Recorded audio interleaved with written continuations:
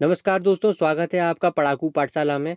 आज हम आपके लिए लेकर आए हैं एक बहुत ही रोचक टॉपिक, जो आपको एक काफ़ी प्राउड फ़ील कराएगा कि हमारे इंडियन साइंटिस्ट जो है टेक्नोलॉजी के फ़ील्ड में काफ़ी अग्रसर हैं। ये टॉपिक रिलेटेड है सुपर कंप्यूटर से। तो न्यूज़ है कि जो इंडिया का अभी सुपर कंप्यूटर है, जो इंडिया ने अभी बनाया है, जिसका नाम है परम सिद्धि, वो टॉप 500 की लिस्ट जो आती है, जारी होती है हर साल। ये लिस्ट जो है आपके जून और नवंबर में हर साल जारी की जाती है। उसमें ये हमारा सुपर कंप्यूटर अंडर 100 में आया है। इसके अलावा एक कंप्यूटर और है इंडिया का जो अंडर 100 में आया है, वो मैं आपको आगे बताऊंगा। और इस तरह से जो टॉप 500 की लिस्ट है, उसमें भारत के कुल 3 सुपर कंप्यूटर जो है नामित किए गए हैं। इसमें एक कन्फ्यूजन है, जो टॉप 500 की ऑफिशियल साइट है, उसमें जो इसकी रैंकिंग दी गई है वो 62 दी गई है। लेकिन इंडिया की जो ऑफिशियल साइट है पीआईबी, उस पर इसकी रैंकिंग जो है 63 दी गई है। तो इसको थोड़ा क्लियर करना है, और आप अगर हो सके तो प्लीज़ क्लियर कीजिएगा। और इसके बारे में थोड़ा सा ये जान लेते हैं कि ये जो है, जो परम सिद्धि है, वो नॉन डिस्ट्रीब्यूटेड सुपर कंप्यूटर है।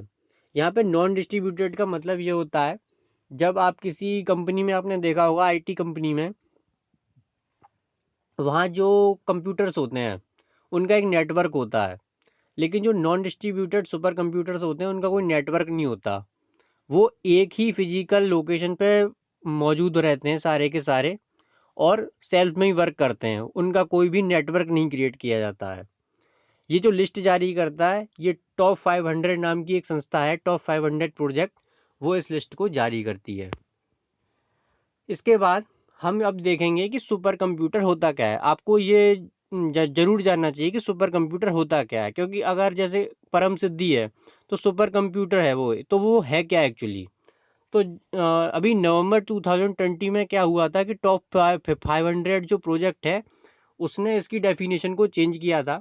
तो वो कंप्यूटर जो 1.32 पेटाफ्लॉप्स की स्पीड से ऊपर परफॉर्मेंस देते हैं, एक बेंचमार्क है इनका, लिनपैक बेंचमार्क, उससे अगर 1.32 पेटाफ्लॉप्स की स्पीड से ऊपर के जो कंप्यूटर्स हैं, वो सारे जो है सुपर कंप्यूटर की श्रेणी में रखे गए थे इस बार।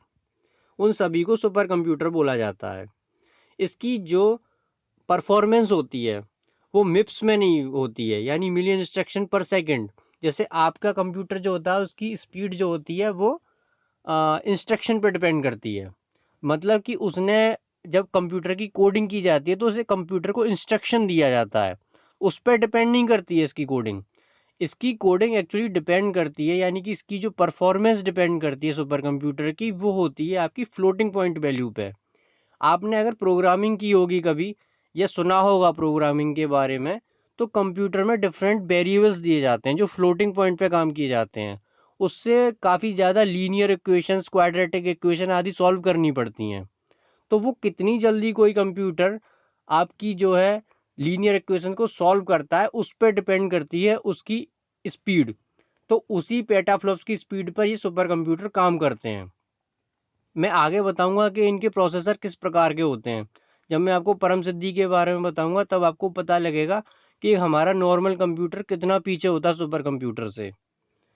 ज़्यादातर जो सुपर कंप्यूटर होते हैं वो लिनक्स बेस्ड होते हैं। मतलब आपने सुना होगा कि ऑपरेटिंग सिस्टम्स होते हैं, जैसे कि विंडोज़ हुआ, एंड्रॉयड हुआ। तो ऐसे ही क्या होता है, एक लिनक्स भी होता है। इसकी एप्लीकेशंस क्या होती हैं, ये काफ़ी हाई टेक एप्लीकेशंस में इस्तेमाल किए जाते हैं। नॉर्मल यूज़ के लिए सुपर कंप्यूटर नहीं बनाए जाते हैं, क्योंकि इन पर खर्चा बहुत ज़्यादा आता है। ये बहुत ज़्यादा मासेस जो होती है हमारी, मतलब जनता की भलाई के लिए इस्तेमाल किए जाते हैं। एक काफ़ी ज़्यादा एक मतलब डिफरेंट का ग्रुप ऑफ पर्सनस को जो है फ़ायदा पहुंचाने के लिए इनका इस्तेमाल किया जाता है। ये क्वांटम मैकेनिक्स में, वेदर फोरकास्टिंग में, फ्लड फोरकास्टिंग में, क्लाइमेट रिसर्च करने में, माइनिंग एक्सप्लोरेशन में, ऑयल और गैस वगैरह की, मॉलिक्यूलर मॉडलिंग में, जैसे आपने जीनोम सिक्वेंसिंग सुनी होगी, ह्यूमन जीनोम प्रोजेक्ट सुना होगा, वहाँ पर ये सारे सुपर कंप्यूटर इस्तेमाल किए जाते हैं। ये जैसे आपके केमिकल कंपाउंड्स की जो रचनाएं होती हैं, उनको सिंथेसाइज करने के लिए इस्तेमाल किए जाते हैं। मैक्रोमोलिक्यूल्स, पॉलीमर आदि को सिंथेसाइज करने के लिए।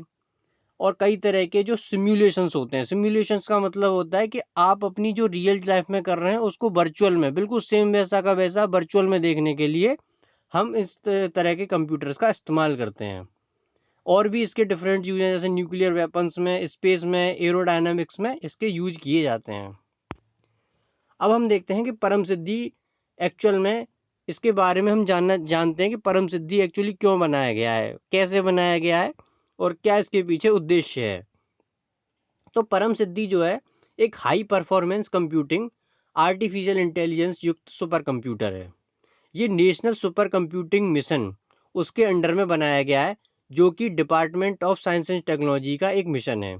और ये डीएसटी जो है ये आती है आपके ministry of electronics and information technology के अंडर में।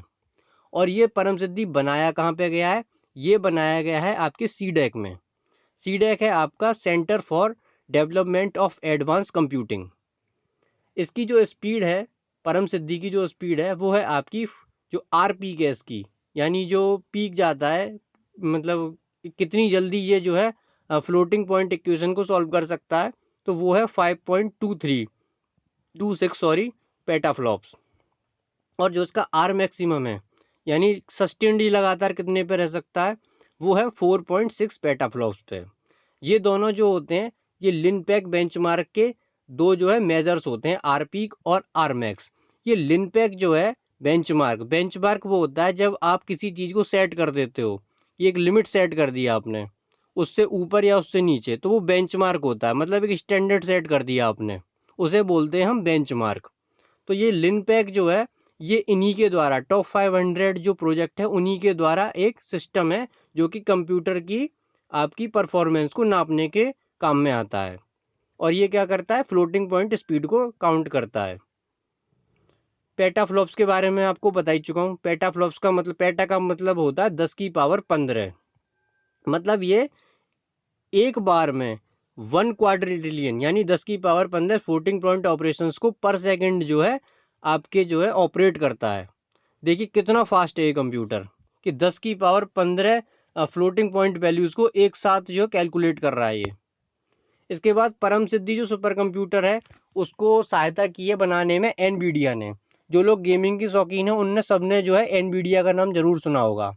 तो एनवीडिया का जो DGX प्लेटफॉर्म है जो अभी नया आया है, DGX A100, ये प्लेटफॉर्म क्या है, एक वर्क स्टेशन है जो कि बहुत ही हाई परफॉर्मेंस देता है।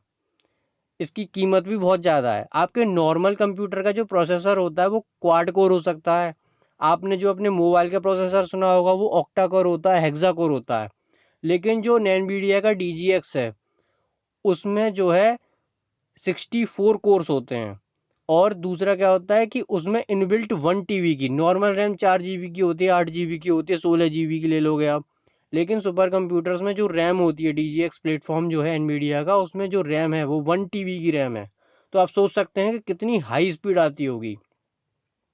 इसका जो सॉफ्टवेयर है वो सीडेक ने खुद ही डेवलप किया था, ठीक है। और ये आत्मनिर्भर भारत जो प्रधानमंत्री जी ने अभी हमारे बोला था लॉकडाउन के समय में आत्मनिर्भर भारत का, तो उसी का एक हिस्सा है ये। और इसके बाद हम देखते हैं कि नेशनल सुपर कंप्यूटिंग मिशन, जो मैंने अभी आपको नाम लिया था नेशनल सुपर कंप्यूटिंग मिशन का, तो वो नेशनल सुपर कंप्यूटिंग मिशन है क्या एक्चुअली। तो इसका जो उद्देश्य है वो करा है आपका installing a vast super computing grid, मतलब सुपर कंप्यूटर का एक ग्रिड बनाना, ताकि हम ज़्यादा से ज़्यादा लोगों को बेनिफिट पहुंचा सकें। इसमें क्या करना है कि हमें जो है 70 से ज़्यादा हाई परफॉर्मेंस कंप्यूटिंग फैसिलिटीज़ को बनाना है एकेडमिक्स के लिए, R&D इंस्टीट्यूशंस के लिए, ताकि वो इनका इस्तेमाल कर सकें मासेस की भलाई के लिए। तो ये जो है 2015 में लॉन्च किया था प्रधानमंत्री मोदी जी ने, और इसका बजट है 7 साल का ₹4500 करोड़। और इसका उद्देश्य है कि इंडिया को वर्ल्ड लीडर बनाना है सुपर कंप्यूटिंग में। अब हम देखते हैं कि परम सिद्धि की एप्लीकेशंस क्या हैं। तो ये कौन कौन से एरिया में काम करेगा। तो ये करेगा एडवांस मटेरियल को सिंथेसाइज करने में, कंप्यूटेशनल केमिस्ट्री के फील्ड में, एस्ट्रोफिजिक्स फिजिक्स यानी कि स्पेस के फील्ड में, ड्रग डिज़ाइन, इंडिया जो है आपको पता ही होगा फार्मास्यूटिकल्स में जो है बहुत अच्छा परफॉर्म करता है, तो ड्रग डिज़ाइन में, प्रिवेंटिव हेल्थ केयर में आपके इस्तेमाल करेगा, और फ्लड फोरकास्टिंग में भी ये इस्तेमाल किया जाएगा, वेदर फोरकास्टिंग और फ्लड फोरकास्टिंग में, यानी कि आपके जो है जलवायु से संबंधित जो चीज़ें होंगी उनमें भी ये आपकी मदद करेगा। और सबसे अच्छा जो है इसका वो है ये कोविड-19 की जो जीनोम सीक्वेंसिंग होगी, मतलब जो कोविड वायरस है उसका जो सीक्वेंसिंग किया जाएगा, उसका फास्टर सिम्युलेट करेगा उसको ये काफ़ी। और मेडिकल इमेजिंग, आपने देखा होगा कि जो है कई सारे ऑर्गन्स की इमेजिंग की जाती है, रीड किया जाता है वायरसेस को, उनके इफ़ेक्ट्स को ह्यूमन बॉडी पर, वो सारी चीज़ें ये जो है बहुत ही तेज़ गति से करेगा। तो इसलिए ये अभी तक का इंडिया का सबसे ज़्यादा फास्टेस्ट सुपर कंप्यूटर है। ठीक है, इसके बाद हम देखते हैं कि अदर कंप्यूटर्स जो हैं इंडिया के कौन-कौन से हैं, जो टॉप 500 प्रोजेक्ट में अंडर 500 में आए। तो जो मिहिर है उसकी रैंक आई थी 145, हालाँकि न्यूज़पेपर्स में ये 146 दी हुई है। और प्रत्यूष की जो रैंक है वो है 77। प्रत्यूष जो है परम सिद्धि से पहले जो है प्रत्यूष ही था जो इंडिया का फास्टेस्ट कंप्यूटर था। लेकिन अभी क्या है, परम सिद्धि हो गया और प्रत्यूष दूसरे नंबर का हो गया इंडिया में। इसके बाद कुछ अदर फैक्ट्स जानते हैं, बहुत ही इम्पोर्टेंट हैं, आप याद रख सकते हैं इनको, कि जो इंडिया का पहला सुपर कंप्यूटर था वो था परम शिवाय, वो भी सीडेक ने बनाया था। इंडिया का जो सुपर कंप्यूटर्स होते हैं वो मैंने आपको पहले ही बताया, सीडेक डिज़ाइन करता है। अभी जो है ये बहुत इंपॉर्टेंट है कि वर्ल्ड का सबसे ज़्यादा फास्टेस्ट सुपर कंप्यूटर कौन सा है, तो वो है फुगाकू, जापान ने। ये जापान ने डिज़ाइन किया है फुगाकू, और ये लगातार 3 बार से जो है अभी तक का फास्टेस्ट कंप्यूटर है ये।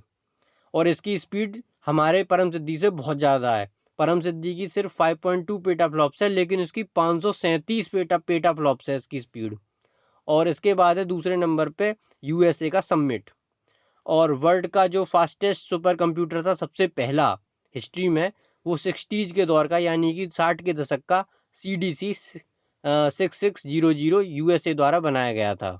तो मैं आशा करता हूँ कि ये वीडियो आपको बहुत अच्छा लगा होगा और इसमें आपको काफ़ी नॉलेज मिली होगी, और इंडिया के लिए काफ़ी प्राउड मूवमेंट भी है। और वास्तव में हमारा देश और हमारे वैज्ञानिक जनता की भलाई के लिए लगातार काम कर रहे हैं। उनकी जो मेहनत है उस पे शक करना वास्तव में बेकार है, और सभी देश अपनी अपनी जनता की भलाई के लिए कुछ ना कुछ ज़रूर ही करते हैं। हमें हमेशा पॉजिटिव पक्ष देखना चाहिए। मैं यहाँ किसी का प्रचार नहीं कर रहा हूँ, बस हमें जो है अपने वैज्ञानिकों का मनोबल बढ़ाते रहना चाहिए। और इंडिया में किसी प्रकार की टैलेंट की कोई कमी नहीं है, बस ये है कि उसकी ढंग से माइनिंग नहीं हो पाती है। और मैं आशा करूँगा कि ये वीडियो आपको बहुत अच्छा लगा होगा, और देखने के लिए आपका बहुत बहुत धन्यवाद। पढ़ाकू पाठशाला और सभी सब्सक्राइबर को हमारा बहुत बहुत धन्यवाद। प्लीज़ अगर आपको ये वीडियो अच्छा लगा है तो लाइक करें, शेयर करें, सब्सक्राइब करें। बहुत बहुत धन्यवाद।